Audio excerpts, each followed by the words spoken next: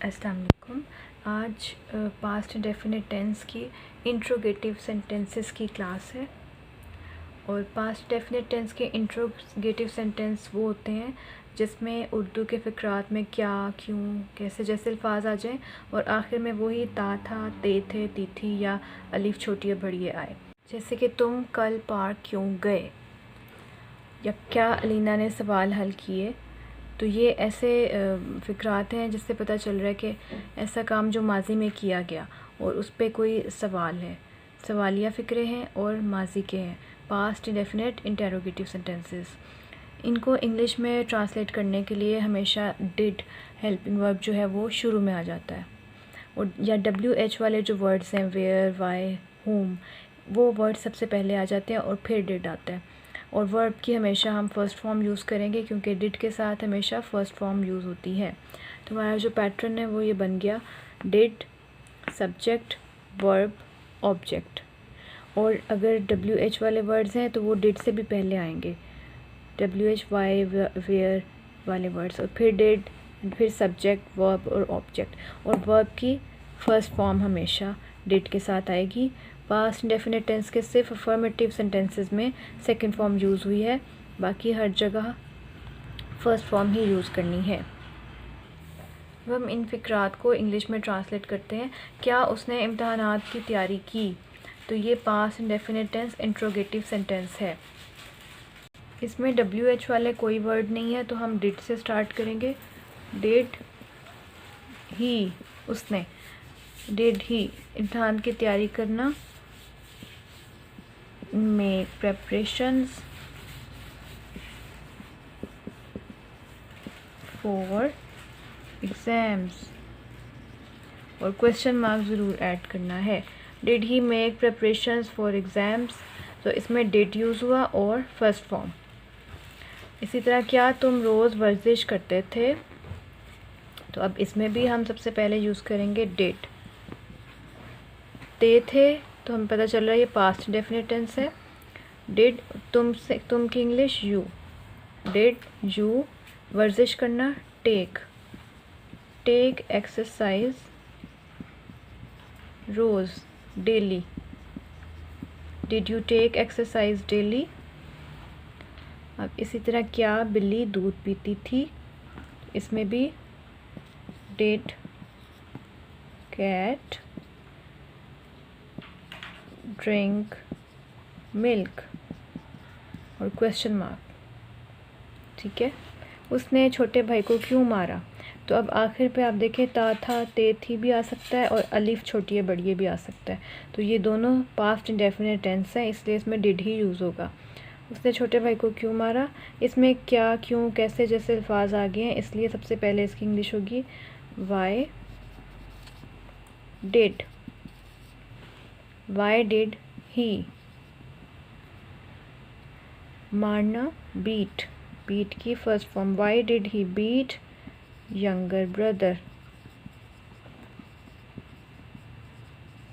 Question mark. तो इस तरह से हमने इन फ़िक्रात को इंग्लिश में ट्रांसलेट कर लेना है। डिड स्टार्ट में, फिर सब्जेक्ट, वर्ब की फर्स्ट फॉर्म और ऑब्जेक्ट। ओके, अब हम कन्वर्जन करना सीखते हैं कि किस तरह से आप पास्ट डेफिनेट टेंस के अफर्मेटिव सेंटेंस को इंट्रोगेटिव में चेंज कर सकते हैं। सबसे पहले है यू कॉट अ फ़िश।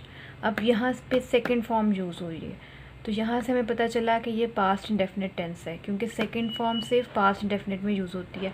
इसको इंट्रोगेटिव में करने के लिए हम डिड यूज़ करेंगे।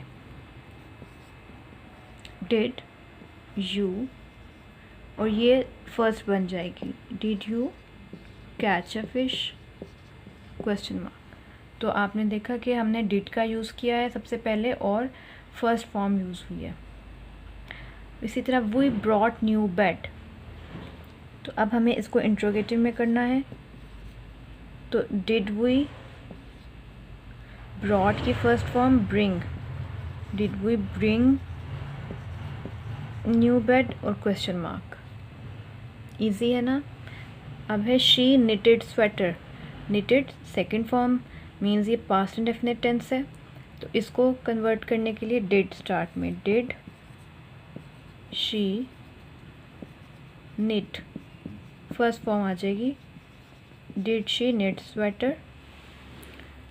आई taught her मैथ्स, ठीक है, टीच taught taught, इसमें भी डिड स्टार्ट में आ जाएगा। डिड आई टीच, taught की first form teach, did I teach her maths. तो इस तरह से हमने अफर्मेटिव सेंटेंसेस को इंट्रोगेटिव में कन्वर्ट कर लिया। और अगर आपको इंट्रोगेटिव दिया होगा तो आप उसको अफर्मेटिव में भी इसी तरह कन्वर्ट कर सकते हैं कि डिड ख़त्म करके और फर्स्ट फॉर्म सेकंड फॉर्म में कन्वर्ट हो जाएगी। ओके, अब हम कुछ टेंसेस को करेक्ट करते हैं। इनमें कुछ मिस्टेक्स हैं और हो सकता है कि कोई मिस्टेक ना हो। So correct the sentences according to past definite interrogative sentence if needed. Did I cooked delicious food, अब इसमें क्या मिस्टेक है? हाँ जी, इसमें डिड के साथ सेकंड फॉर्म यूज़ हुई भी है, बस इसकी यही मिस्टेक है कि डिड के साथ हम फर्स्ट फॉर्म यूज़ करते हैं, did I cook delicious food, तो ये हमारी मिस्टेक थी। Okay, next, did we eat apples, did है, इंट्रोगेटिव सेंटेंस है और इसमें फ़र्स्ट फॉर्म ही यूज़ हुई भी है, तो इसमें कोई मिस्टेक नहीं है, ठीक है, ये बिल्कुल करेक्ट है।